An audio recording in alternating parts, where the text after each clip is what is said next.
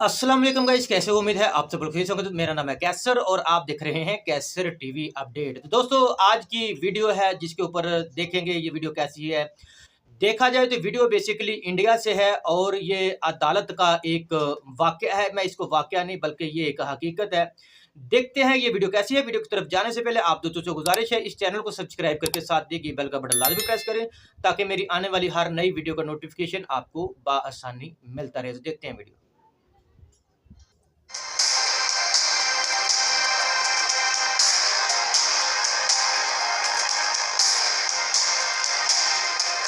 अभी अभी जो आपने वीडियो देखा वो दिल्ली के 30 हजारी कोर्ट के बाहर का वीडियो है। ये वीडियो सोशल मीडिया पर बहुत ज्यादा वायरल है। अब आप सोचेंगे, एक पति पत्नी एक दूसरे को गले लगा रहे हैं या फिर इमोशनल हो रहे हैं, तो इसमें इतनी बड़ी क्या बात है जो ये पूरे सोशल मीडिया पर वायरल है। इंटरनेट पर जगह जगह इस वीडियो की चर्चा हो रही है। इसके पीछे खास वजह है। ये जो शख्स इसमें है, इसका नाम सौरभ है और इस महिला का नाम शिखा है। 2020 में शिखा और सौरभ की शादी होती है। शादी बहुत अच्छी होती है। शिखा के परिवार वालों ने बहुत अच्छा पैसा भी खर्च किया और जितना उनसे बन पड़ता था उससे भी ज़्यादा खर्च किया। सारी चीज़ें भी, एक दूसरे को तोहफा लेना देना हुआ, सब कुछ हुआ और शादी अच्छे से ख़त्म हो गई। उसके बाद जब शादी संपन्न हो गई, इस दोनों परिवार अच्छे से रहने लगे। शिखा अपने ससुराल गई और सब कुछ अच्छा चल रहा था। दोनों के बीच सब कुछ बहुत बढ़िया था, ठीक था, लाइफ बहुत अच्छी चल रही थी। धीरे धीरे कुछ बातों को लेकर दोनों में विवाद होता गया, आपस में बन नहीं रही थी। शिखा ने आरोप लगाया कि उस पर घर वाले जो हैं, ससुराल वाले, बहुत दबाव बना रहे हैं दहेज के लिए। उसके साथ उसका पति जो है वो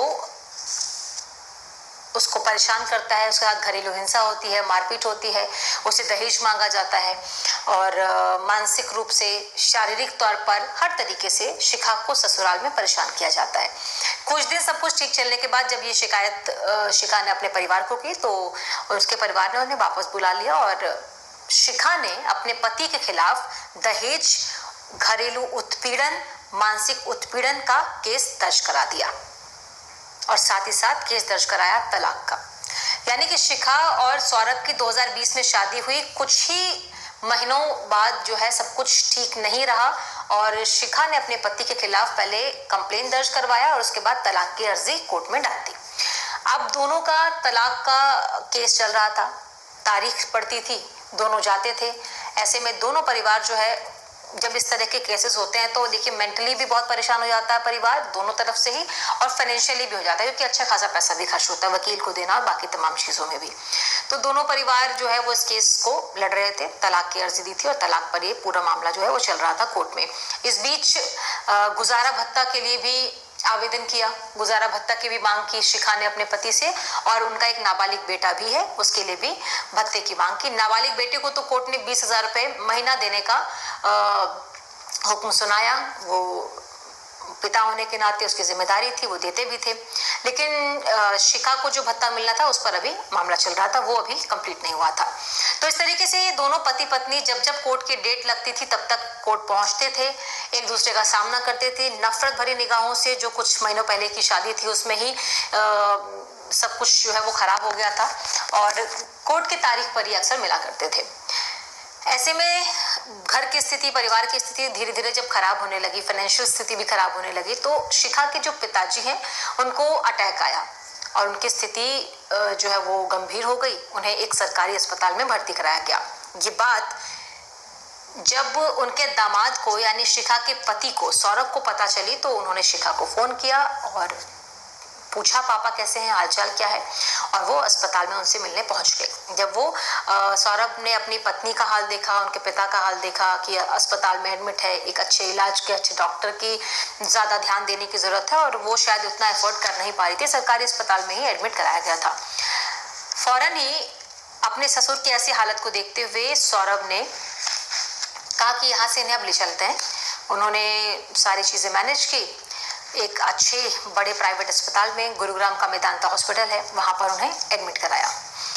अब सौरभ ने अपने ससुर को मेदांता अस्पताल में एडमिट कराया, वहाँ उनकी देखभाल की, सारा बिल सौरभ ने खुद पे किया। वो पति, वो दामाद जिस पर पैसा मांगने का, दहेज मांगने का आरोप लगाया था खुद उनकी पत्नी ने, वो उन्होंने अपने ससुर का पूरा इलाज मेदांता जैसे अस्पताल, बड़े अस्पताल में कराया जहाँ अच्छा खासा खर्च हुआ होगा। उसके बाद कुछ वक्त के बाद वो वहाँ से पूरी तरीके से अच्छे से रिकवर हुए, अपने घर लौट गए और उसके बाद फिर वही दोनों अपनी अपनी जिंदगी में बिजी।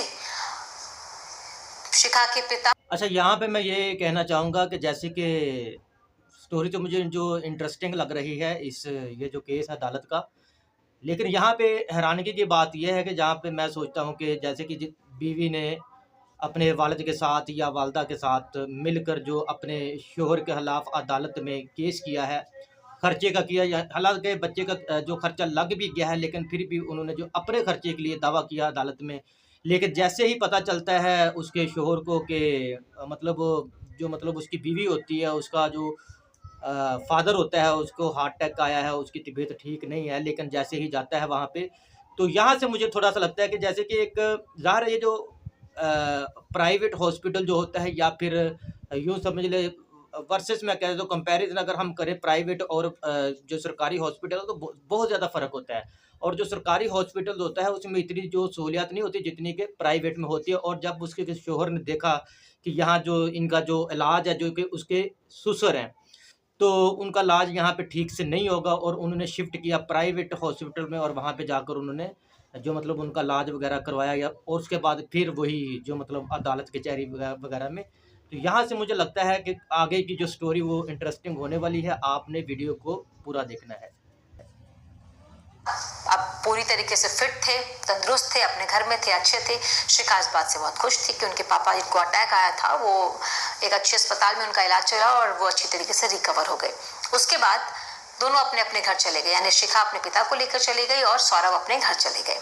उसके कुछ ही दिन बाद कोर्ट की फिर से तारीख थी, 30 हजारी कोर्ट, जहां पर दोनों को आमने सामने आना था। और शायद हो सकता है कि इस डेट के बाद या इसकी किसी अगले डेट के बाद तलाक की अर्जी जो है डाली हुई थी वो मंजूर भी हो जाती, दोनों का तलाक भी हो जाता, दोनों अलग हो जाते। लेकिन जैसे ही इस पूरे इंसिडेंट के बाद दोनों कोर्ट में मिले, दोनों का आमना सामना हुआ, शिखा बहुत इमोशनल हो गई, उनकी आंखों से आंसू गिरने लगे। शिखा ने तलाक के और जितने भी केसेस थे उन सब के जितने उनके पास डॉक्यूमेंट्स थे उन कागजों को फाड़ दिया, तलाक के पेपर को फाड़ दिया और जाकर अपने पति के गले लग गई। दोनों पति पत्नी एक दूसरे को गले मिलकर जी भरकर रोने लगे।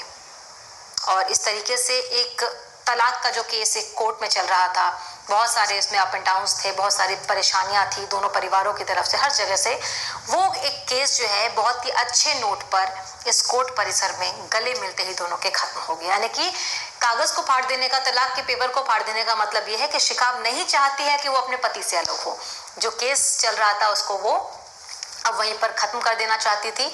तो सालों तक जो केस चलता रहा, जिसे जज साहब, जिसे कोर्ट, जिसे कानून जो है वो खत्म नहीं करवा पाया अच्छे या बुरे किसी भी नोट पर, उसे एक दिल का दौरा पिता को पड़ा। उस दिल के दौरे ने इन दो दिलों को मिला दिया और ये वाकई अच्छे नोट पर एक स्टोरी खत्म हुई। 30 हजारी कोर्ट का ये वीडियो इसीलिए वायरल हो रहा है क्योंकि पति के एक जेस्चर से, पति के एक स्टेप से पत्नी का दिल पिघल गया और पत्नी ने सोचा कुछ परेशानियां, कुछ अच्छी बुरी चीजें होती रहती हैं, उन पर बात करेंगे, विचार करेंगे, उसे सॉर्ट आउट करेंगे। लेकिन ये एक अच्छा जीवन साथी और साबित हो सकता है अगर उसने उसके बुरे समय पर इस तरीके से मदद की और साथ दिया। तो ये वीडियो मैं यहाँ ही स्किप करूँगा, लेकिन यहाँ मुझे जो ना इस वीडियो की जो स्टोरी है ये इंडिया का ही एक, बल्कि इंसिडेंट तो है लेकिन ये हकीकत है। और ये जो अदालत में केस चल रहा था बहुत ही ज़बरदस्त एक किस्म का, ये जो शोहर के एक इस छोटे से कदम ने उसकी जो ज़िंदगी है मेरा ख्याल है कि उसको बदल दिया। अगर बेशक तलाक हो भी सकती थी, जैसे कि वो कह रहे हैं कि इसमें जो 1 या 2 तारीख और थी उसके बाद ये इनकी तलाक हो जानी थी। अगर उसके फादर को ये ना होता, हार्ट अटैक ना होता, ना ये बंदा जाकर उनकी हेल्प करता, ना ये वहाँ पे जाता, मतलब इस बात को सोच के कि भी मेरे तो बीवी ने मेरे ऊपर केस किया हुआ है, तलाक का किया है, खर्चे किया, मैं क्यों करूँ, उसका बाप है, जो मरे जिए जो मुझे क्या। लेकिन ये यहाँ पे जस्टिस बनता है कि इस बंदे ने एक किस्म का, ये मेरा ख्याल है कि यही एक सबसे बड़ा जो इसने जो कदम उठाया था, यही इसकी ज़िंदगी का आगे का जो उसकी बीवी है। अब ये ठीक है, छोटी मोटी बातें होती रहती हैं, तो इसका मतलब ये नहीं कि आप जो है वो उनको बर्दाश्त नहीं कर सकते, बर्दाश्त करना भी पड़ता है। आगे क्योंकि बच्चे की ज़िंदगी अभी सवाल होता है, इसलिए मुझे ये लगता है कि ये बहुत ज़बरदस्त जो एक स्टोरी बनी है, ख़ासकर बेशक ये जैसी भी है, लेकिन इस स्टोरी को देखकर आगे सीख भी मिलती है। इसमें आपको क्या मिला, क्या सीखने को मिला, आपने मुझे कमेंट सेक्शन में लाज़मी बताना है। इसमें वीडियो का कौन-सा पार्ट्स आपको अच्छा लगा, ये भी आपने कमेंट सेक्शन में मुझे लाज़मी बताना है। वीडियो को लाइक कर दें, शेयर कर दें। मैं मिलता हूँ अपनी अगली किसी वीडियो में, तब तक के लिए अल्लाह हाफ़िज़।